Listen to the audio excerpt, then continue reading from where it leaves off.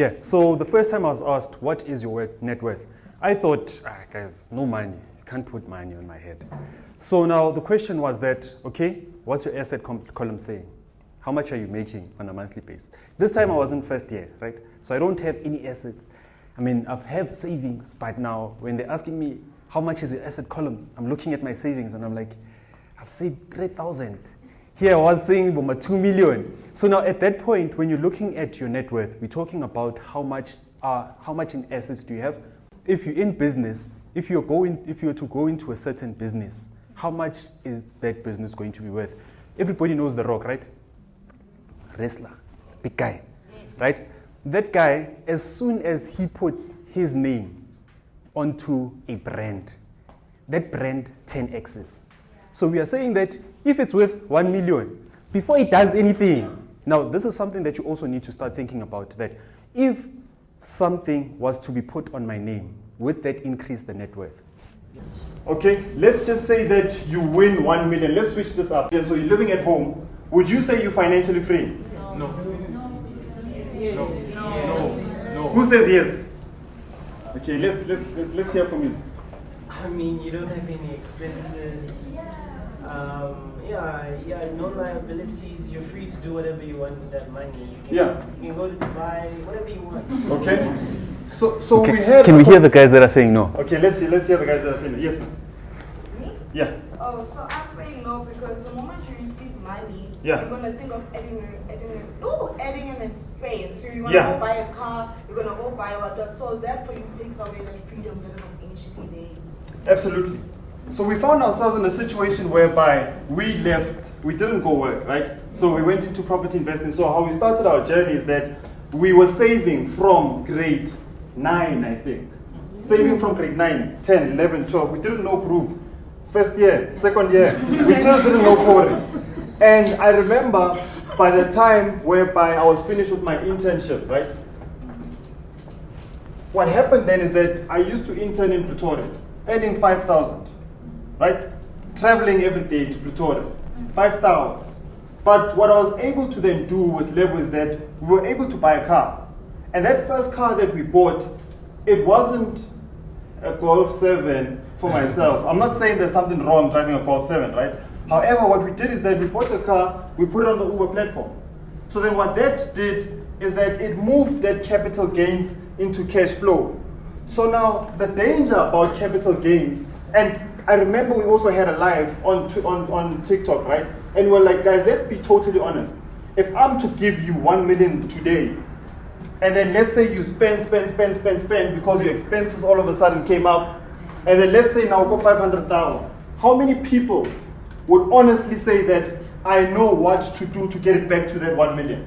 If I'm to be, let's just have that honest conversation right now. I'm not talking about a business idea that you're passionate about, that you always pray. Praying is good, right? But sometimes we need to be practical in terms of capital gains versus cash flow and how dangerous capital gains is. Because we found ourselves in a situation whereby we're flipping properties. So what happened is that immediately after going into the Uber platform, we were like, how about we start flipping properties? So what flipping property is, you find a distressed property that doesn't look good at all. Then you fix it, then you sell it higher. Now let's just say that after that whole project, you get 150,000. Not financially free. Because now the question is, how do I sustain my life with that 150K? Now let's explain then. So now that we understand that there's cash flow and capital gains. Capital gains meaning that I got a lump sum of money at one go. Cash flow meaning that I'm getting money on a monthly basis, right? Now let's understand what this phrase of financial freedom means, right? Financial freedom for myself and yourself might be different things, right? And remember, the more money you get, somewhere, somehow, expenses come, right? When you're in res, you can live on noodles.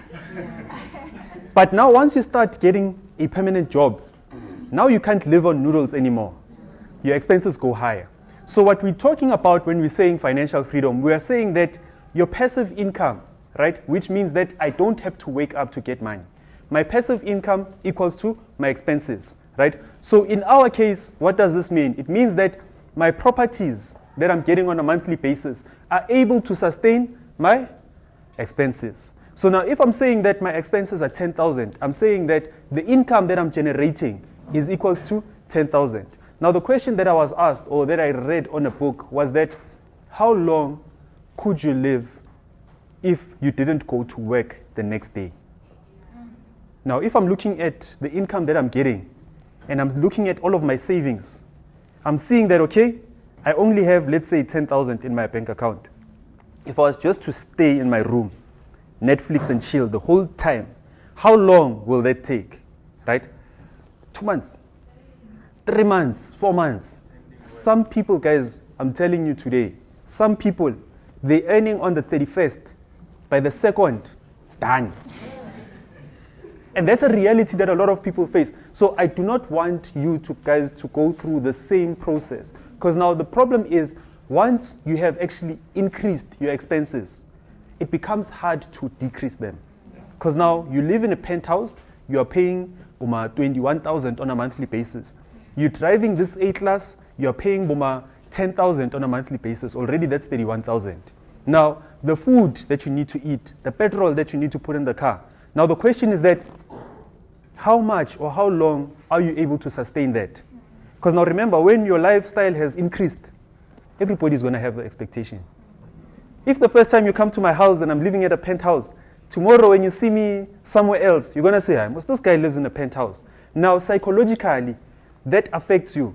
So what I would say is that before or right now, when you're still looking for jobs or when you're still trying to figure out what's going on in your life, just make sure that you are maintaining until your investments are able to pay your expenses. Yeah. So in a nutshell, just to summarize what Lebo said, right, is as soon as the salary comes in, it is going to come into effect for a lot of you guys. We need to really be looking at our expenses, right? Because sometimes some of you guys justify your wants to become needs. And because now, yes, I have to live in a house. But then with that first salary, did you have to go to Centon? So what happens with a lot of people that are consulting with us is that they've gotten to a stage whereby, that's the beautiful, can I just remove this so that that's the exercise. Okay. This is the exercise. So what happens with a lot of people is that we accumulate so many expenses, and then when I'm left with 500, I'm earning 50K. When I'm left with 500, now I'm asking myself, all right, how can I start investing? Of which you should have done the opposite. In terms of as soon as you do get that job, you're thinking about investing, as Lebo did mention. As soon as I invest and I'm getting passive income to a state whereby it's matching my expenses, now you know that you're in a soft spot. So we've got two people, right? There's Lebo who's earning 50,000, and then there's myself who's earning 25,000, right? Can you please just draw nice faces there? So I'm earning 25K, and then Lebo's earning 50K. So Neo is 25, and then Lebo's 50. This is gross, né? And then immediately after that, we're looking at our net. So for me, after all expenses, my net from work, right, it's 21K. Lebo's net is 38. So net, we're looking at SARS, right? That's why it moved from 50 to 38. It's SARS and also other expenses. So remember, Lebo, it's 50K and 38, right? Mm-hmm. Okay, let me use Lebo's first so that we finish with them fast. It's 50K gross, and then number 2, it's 38K net. After deductions. Yeah, after deduction is 38. And then we're then looking at his monthly expenses. Lebo's a heavy spender. so his monthly expenses are at 35,000. Guys, hypothetically, I see people looking, hey. I rose. What's his disposable income? Okay, looking at after all his expenses. I can't remember this is net. It's 3,000. He's left with 3,000. Okay. And then there's B, right? I'm earning 25K. And then I use the formula that I was speaking about earlier on. Very, very stingy, guys. My net at work, like what's going to clock in end of the month is 21K, and then my total expenses are 5,000, right? So my disposable income, So stingy. it's 16,000. Great. Guys, how much do you think that level will qualify for if we both applying? I want to see who's going to get this right. If we are applying for home, for a house, how much do you think level will qualify for? And how much do you think I'll qualify for? Bear in mind, I'm getting paid 50,000, guys. Yeah. I have money. On average, how much do you think he'll qualify for? Okay, let's do it simpler, right? Who do you think would get a bigger loan between myself and Neo? Obvious. That's why we didn't sleep last night. I was waiting for this moment. As he can only afford a house that's worth 276,000. Okay, so on my side, just write 276,000. Yeah, then in brackets, 828. you can write bond, ne? Yeah, that's Yeah. the bond that he can qualify for at this point in time. 276,828. If somebody asks me how much again, I know that you want to set me up. How much? I, on the other hand, with that, remember, I'm earning 25K, right? I kept it. I kept my expenses at 5K. Guys, I can afford a house going for 692,000. 92. 92. 692. 692. Now, let's tie up. Alright guys, don't stress about level, just know it's the small one. Don't even debate.